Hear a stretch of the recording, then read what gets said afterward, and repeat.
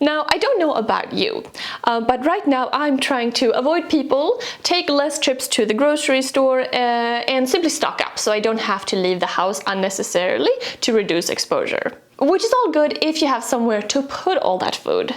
My pantry, however, is a mess. Limited space, poor organization, just nowhere to put stuff.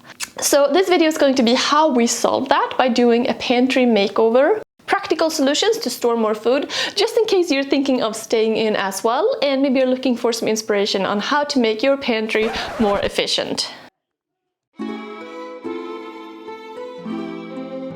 Okay, so I began by breaking it down. What kind of food needs to be stored? How can it be done better? First of all, I have the pantry. This space measures 21 by 22 inches inside and has 4 of these classic wire shelves. All my dry goods are in the original bags, which is kind of impractical because you can't see how much is left and it's just kind of messy.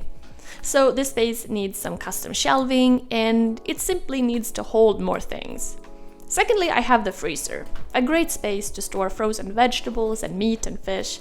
However, lately my freezer has looked more like this, full of frozen boxes of Indian food and lasagna, which is nice to have on hand, but takes up a lot of valuable space, especially when you have a small freezer like mine.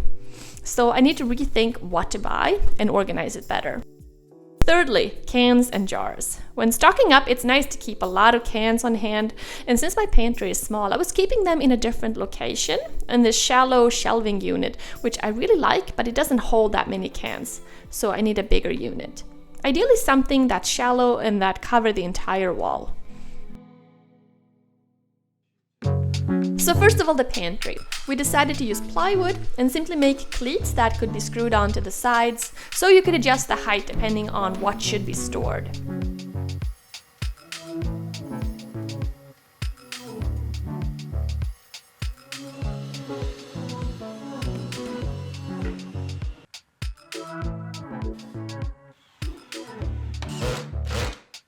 Now the height of the shelves and the number of them was determined by the height of these containers.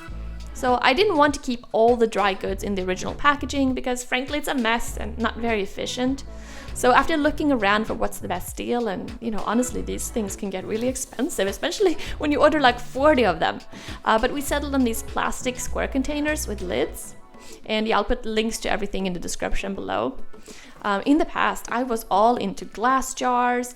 These days, however, I like that plastic is lighter, it doesn't break, and the square shape is much more practical than round in terms of space. I transferred most goods into these containers and printed labels so you could easily see what's inside each one of them.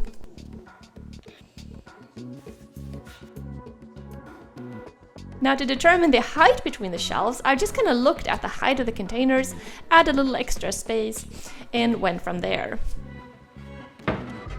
The other thing we did was to decrease the depth of the shelves as they went higher, so that you could utilize the height of the pantry, but you don't want things to get stuck in the back, especially higher up. And by doing this method, we were able to increase the amount of shelves from 4 to 7, which is a lot more space.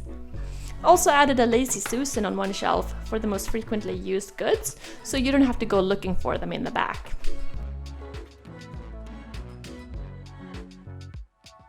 One of my favorite shelves here is this narrow one that holds plastic wrap, foil, bags, those kinds of things. These products were always kind of falling on top of each other, so having one narrow shelf that holds only like one row of these make a lot of sense to me. And of course the cereals on the top shelf also work really well. Since it is such a narrow shelf, it's easy to fully utilize the height of the pantry here, while keeping it easy to take these boxes in and out. Of course, not everything in the pantry can be put in a plastic container with a lid. So to organize some things, especially like chocolate chips and crackers and miscellaneous things that you don't need a designated container for, we decided to make wooden crates. Using some oak that needed to be resawn and planed.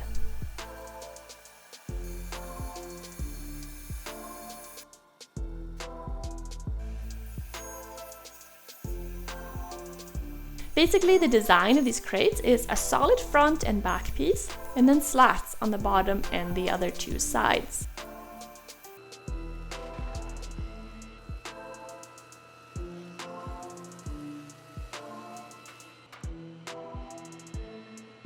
Obviously, when you're starting with rough sawn lumber, there's a lot of work involved to mill it down and then cut it to size. But you can obviously make crates like these out of any wood you have on hand. In the past, I've made really nice ones out of framing lumber, so there are a lot of options.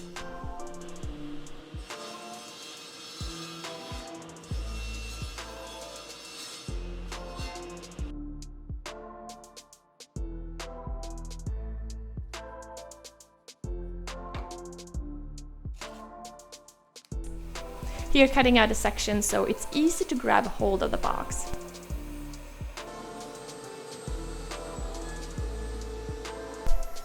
Next up, routing all the pieces so that they're nice and smooth.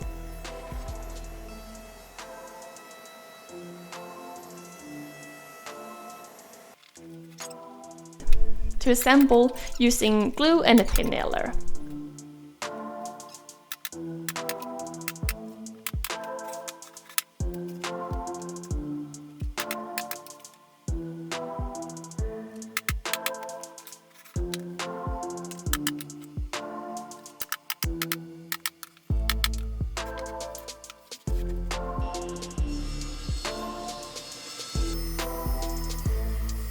Cutting some 45-degree corner supports to add strength.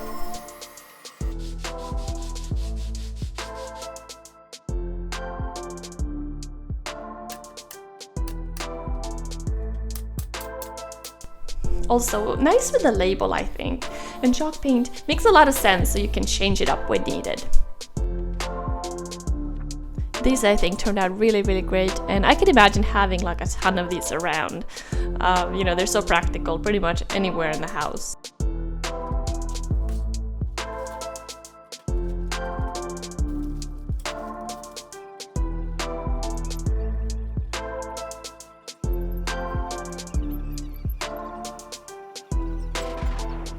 Okay, now I want to take a moment and thank this video's sponsor, and that is the WD-40 company. Now, spring is really in the air, which, other than organizing all my pantry goods, makes me want to do some spring cleaning and maintenance. I've been meaning to do the garage door rails in the shop for a long time, and I'm using the WD-40 Specialist Spray and Stay Gel Lubricant No Drip formula, which is ideal for vertical surfaces and moving parts because the gel stays where you spray it. This is really great because it's not going to drip down like other formulas, but stay in place even in areas like these. So thanks to the WD-40 company for supporting my channel and enabling me to make videos like these to share with you guys. It's always nice to take care of your home and be prepared for whatever. And now let's get back to the pantry. Let's take a look at the freezer for a second. One thing I did was to order these freezer bins. One is designated for glasses because beer in frozen glasses is the best. But also using one here for English muffins and bread, and I'm hoping to bake more and really, stock up here. At the bottom unit, I added another plastic bin to separate the frozen vegetables next to the protein, so, meat and fish. And yeah, we ate most of the boxed food. The other type of food to stock up on is obviously cans and jars of different condiments. Now, when you look at a standard can, it's pretty shallow. It can be stacked, especially if it's a small can, but it doesn't need very deep storage.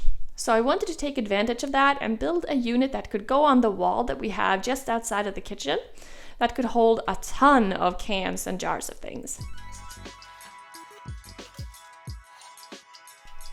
Again, using plywood and cutting dados for the shelves to fit into. The bottom and the top pieces are connected with a lock rabbet / dado joint.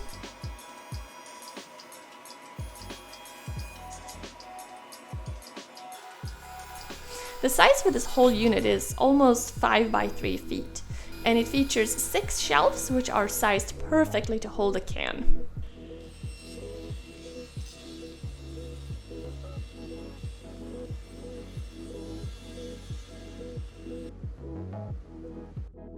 And the top shelf is a little bit higher, to account for some of the taller jars.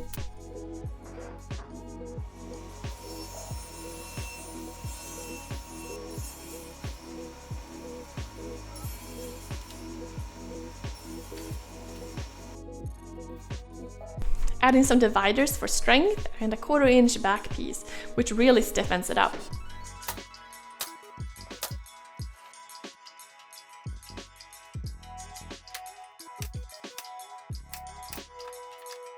Now also adding a small lip, adding a bunch of these 60 by 3/4 by 1/4 inch pieces to prevent anything from falling.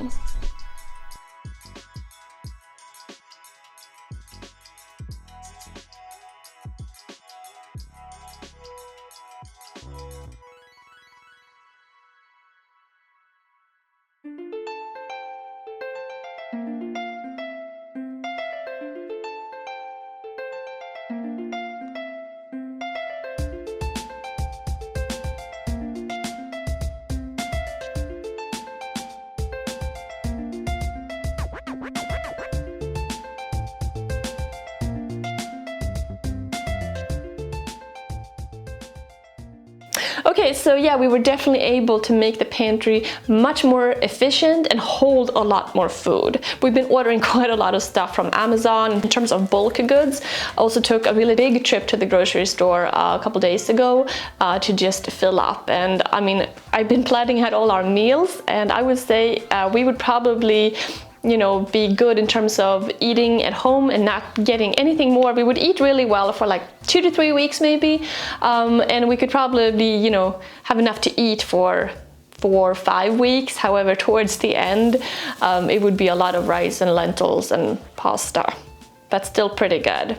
Now, I really like this kind of project because it's something that you interact with and you enjoy for years and years to come. Having a nice pantry where everything is labeled, it makes it much nicer and more fun to cook when it's easy to find. You don't get frustrated, so that's really nice. And hopefully it will keep us healthy now in the foreseeable future by just staying home and cooking more here. In terms of storage though, we have really increased the capacity here enormously. Going from 4 to 7 shelves in the pantry is a lot, and not to mention the can unit. Each shelf is 5 feet long and there's 6 shelves. So that is 30 feet worth of cans, or 10 meters. So that's a lot of space to store a lot of things. And I really like being able to use a kind of awkward space like that you're not really utilizing for this purpose. It's really nice. Now the freezer is better organized. I mean, it's still a small freezer, but it can hold a decent amount if you really stock up on frozen vegetables and meats and fish and that kind of thing, and not get the boxed meals, which are really nice to have around, but very impractical in terms of volume. So yeah, it's kind of nice, all this planning and cooking at home definitely is nice because you're spending less money. I mean, I used to do a lot of cooking at home, but we also used to go out and eat in fair amount and just do like impulse shopping. We used to go to the grocery store, I don't know, a couple times, 3-4 times a week, just because you forget something, you're running in and out. And by planning and sticking to that plan and eating, more efficiently like this, you're definitely saving money. You're eating healthy food as well, relatively speaking, which is kind of nice.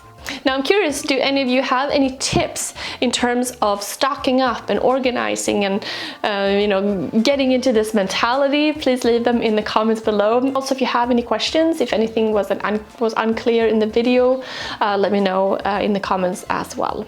Otherwise, thank you guys so much for watching, and I'll see you soon. Bye.